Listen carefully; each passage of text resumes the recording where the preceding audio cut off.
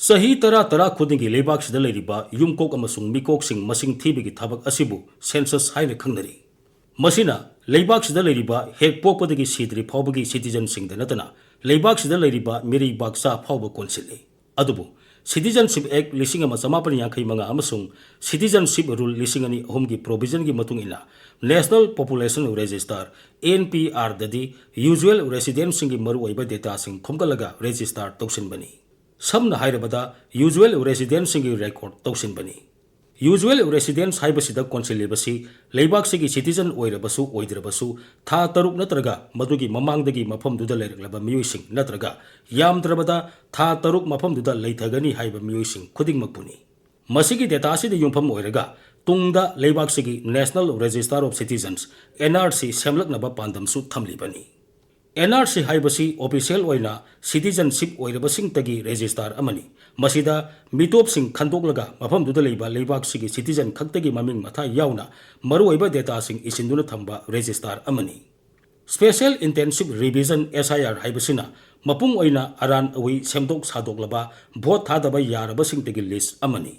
List asigi manungda sahi tarani panamasung masigi mathakta leiba ordinary residents singi maming matha leifam photo na singba yauna semlaba electoral roll amani. Ordinary resident haibasina konseliba miyoi singdi yumling duna leiraba mising matam kharagi oina mayum thadok sabasing yauna constituency adugi manungda sangnaina leiba amasung makha tana leikhigadauba miyoi singduni. Matam kayadagi asan bayumda leiraklaba miyoi sing hostel da leiba mairoi sing lalol itik tawbasing sangnaina constituency duda leirabasing dusu role sida konseli. Adubu SIR da saliba miyoi khudingmak India gi citizen oiri haina lobudi yate. Maramdi SIR asi Representation of People's Act lising ama samapani yankai amasung Registration of Electors Rule lising ama samapani humpugi matung ina ordinary resident ta yumpham oibani. Mi ama citizen oide haibasi Citizenship Act lising ama samapani yankai manga Foreigners Act lising ama samapani niputaruk Foreigners Tribunal khaktana lepkani.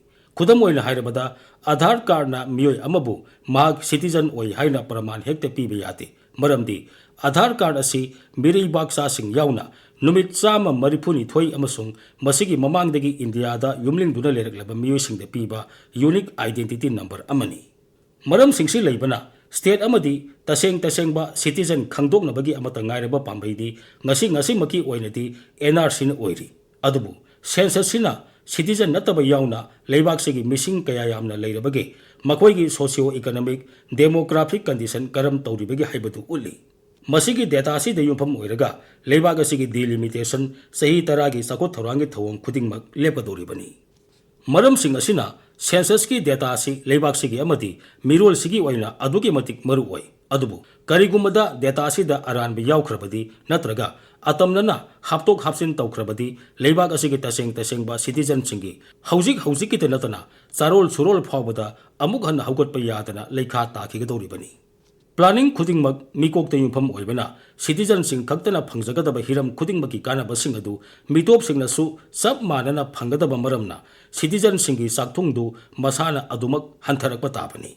Welfare scheme resource distribution quota system ni singbata natana political power phawba yauna hiram khudingmakta citizen singi sakthung mitop singna munkhiba tabani.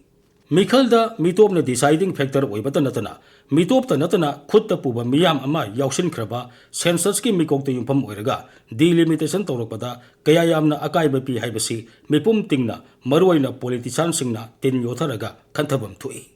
Delimitation khudingmak parliament matam dugi oina semba akaknaba delimitation act amagi makhata pangthokadabani. Act tugi matung ina delimitation ama pangthokpada khwaidagi noba census data adude yumpham oigadabani. Mathangda missing hengalakpagi matung ina amuk hanna constituency sing adugi demarcation tawgadoribani. Mathang sidi hena miyeng sakpham thoklibadi delimitation asi census ki mikok khaktada yumpham oigadabani.